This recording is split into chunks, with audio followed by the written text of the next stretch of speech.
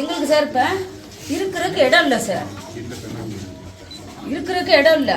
இந்த தனா என்ன சார் අපිට සම්පූර්ණයෙන් කැඩලා කැඩිලා පාර කැඩිලා කාලා මැරෙනවා සර්. සර් කොහොම හරි අපිට ඉන්න තැනක් හදලා දෙන්න. වෙන මොනවද අපිට ඉල්ලන්නේ සර්? මේ ළමයි ඉන්නවා, පොඩි ළමයි ඉන්නවා, මාස 1 ළමයෙක් ඉන්නවා. හරි මාත්‍ය. ඉන්න අපි කලබල නැතුව පොඩි වශයෙන් අපි ඉක්ම කරමු. හරි මාත්‍ය. දැන් යන්න කියනවා සර් අපිට ගිහිල්ලා ඉන්න තැනක් නැහැ. අපි එහෙම අපේ ගෙවල් වලට ගිහලා තමයි යන්න අපි මැරෙන්න තමයි තියෙන්නේ. අපිට ආදෙම උත්තරයක් ඕනි සර්. අපි ළමයි කියවන අපිට යන්න ගිහිල්ලා ගිහිල්ලා ඉතියොත් එතන ගිහිල්ලා මැරෙන්නට වැඩිය අපි මෙතන මැරෙනවා සර්. මේමනේ සර්. දැන් නෑ ඒ සාමාන්‍යයෙන් දෙන ලිස්ට් එකක් වගේ තාම ඔන්න අසංගත ගත්තා නේද? අපේ ලක්ෂ 50ක් දෙනවා කියලා කියනවානේ. දැන් සංවර්ධන කමිටුව යනවා අපි. ඒක ටික අපිට ලැබිලා නැහැ. ඒගොල්ලන් තාම LDR රිපෝට් එක ආවට පස්සේ තමයි ඔක්කොම දෙන්න. ඒතර ප්‍රාදේශික මාවද විස්තර ගන්න. ඒ ඔක්කොම මොකක් කරලා නැහැ. ඒ උනාද ට්‍රාන්ස්ලේට් මාත්‍ය අනිත් අපේ කඩේ ඔක්කොම කරලා දෙන්නේ සුවේසයි ආවේ. ඒතර පොලිසිය ලියා අපේ ඉන්න තැනක් හරියට ඕන සර්. ගියාම මේ කියන්නේ ඩිස්ට්‍රික්ට් කමිටුවේ කතා කරන්න කියලා කියන්න චානක. ඕකේ.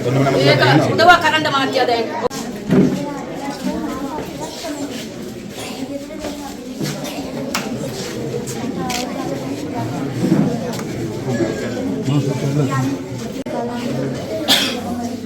දැන්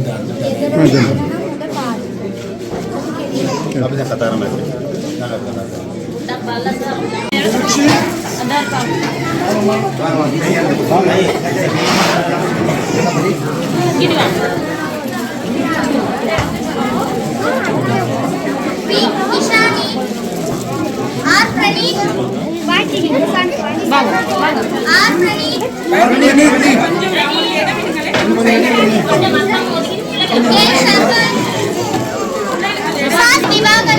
දිවාකරන්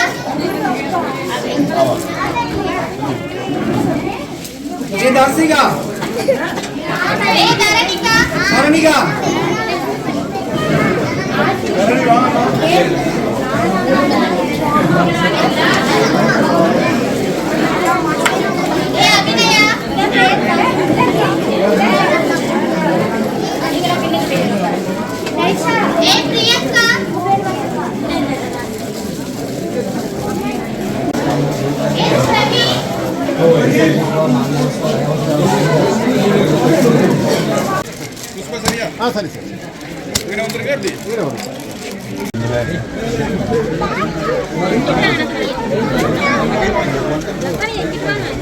අපි පැහැදිලිවම ආණ්ඩුවට කියන්නේ කඩිනමින් ඒ දෙන සහන ටික දෙන්න. දැන් අපි ඉන්නේ මේ ඩෙස්පර්ට් ස්ටේට් එකේ. ඉතින් මේ වෙනකොටත් පාසල් පටන් ගන්නවා කියලා අවතන් වෙච්ච පිරිස් වලට ගෙවල් වලට යන්න කියලා. ඉතින් ඒ ගෙවල් කඩාගෙන ගිහිල්ලා ඉරි තැලිලා කිසිම ආරක්ෂිත භාවයක් නැහැ මේ මිනිස්සුන්ට ඒ ගෙවල් වල ගිහිල්ලා ජීවත් වෙන්න.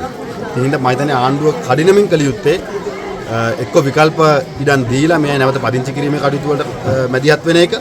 එහෙම නැත්නම් මේ නිවාස වලට නැවත ගොඩනගන්න පුළුවන් ද බැරිද ආරක්ෂිතද කියන කාරණේ පිළිබඳව MBR එක හරහා වාර්තාවක් ගන්න එක.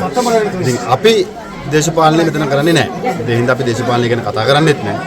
සහ අපිට කිසිම අවශ්‍යතාවයක් නැහැ මේ ක්‍රයිසිස් එකක් ඇතුලේ මේ අභියෝගයක් ඇතුලේ මේ ව්‍යසනයක් ඇතුලේ දේශපාලනය කරන්න. ඉතින් අපි ආණ්ඩුවට කියන්නේ මේ මිනිස්සුන්ට සාධාරණ මුදලක් ලබා දීලා කඩිනමින් දැන් අපි දැක්ක ජනාධිපතිවරයා පාර්ලිමේන්තුවේදී පිළිබඳ ප්‍රකාශයක් කරා.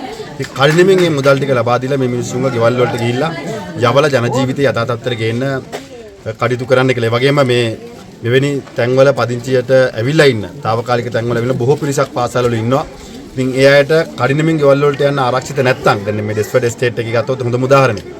ආරක්ෂිත නැත්නම් එම ජනතාවට ආරක්ෂිත තැන් ලබා දෙන්නත් ආණ්ඩුව කඩිනමින් කටයුතු කරන්න ඕනේ. ඒ සඳහා මම දන්නේ අපි ඕනෑම මැදිහත් වීමක් කරන්න මේ රටේ සියලුම දේශපාලන පක්ෂ රාජ්‍ය ආන්තරික සූදානම්. අපි රාජ්‍ය නිලධාරීන්ගෙත් ඉල්ලන්නේ ඔබ කඩිනමින් බය නැතුව තීන්දුව తీරන ගන්න ඔබේ ආරක්ෂාවට අපි ඉන්නවා.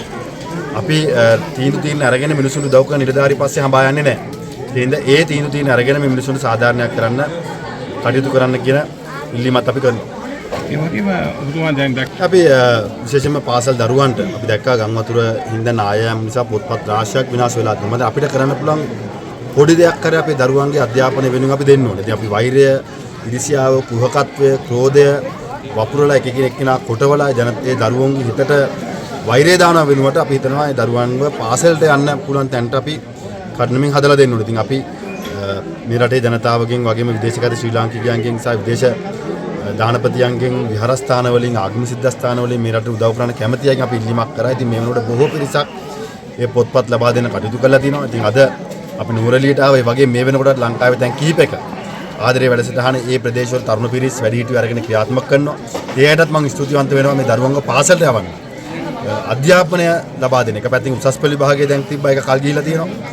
තාම අපි දන්නේ නැහැ තියන්න පුළුවන් වේද බැරි වේද කියලා. සාමාන්‍ය පෙළ ලබන අවුරුදු පෙබරවාරි මාසයේ තියෙන නියමිතවල තියෙනවා. ජනවාරි වල පාසල් වාර පටන් ගන්නවා. මේ දරුවන්ට අද වෙනකොටත් ස්වේච්ඡාවෙන් විශාල පිරිසක් උදව් කරනවා. ඉතින් මේ සියලු දෙනාටම අපි ස්තුතිවන්ත වෙනවා. මම දන්නේ මේ කඩිනමින් කළ යුත්තේ එක පැත්තකින් මේ ජනතාව තමන්ගේ නිවාස වලට හෝ ලබා දෙන විකල්ප නිවාස වලට යවන්න කටයුතු කරන එක. ඒ වගේම තමයි අපි දකින විශාල පිරිසකගේ ජීවිත නැති වෙලා තියෙනවා. ඉතින් ඒ අයගේ ජීවිත වලට මොකද්ද උනේ, කොහොමද මොකද්ද වෙලා තියෙන්නේ කියන කාරණේ පිළිබඳවත් මේ පවුල් වල අය දැනගන්න බලාපොරොත්තු වෙමින් ඉන්නවා. ඉතින් මම හිතන්නේ ආණ්ඩුවේ පිළිබඳවත් අවධානය යොමු කළ යුතුයි.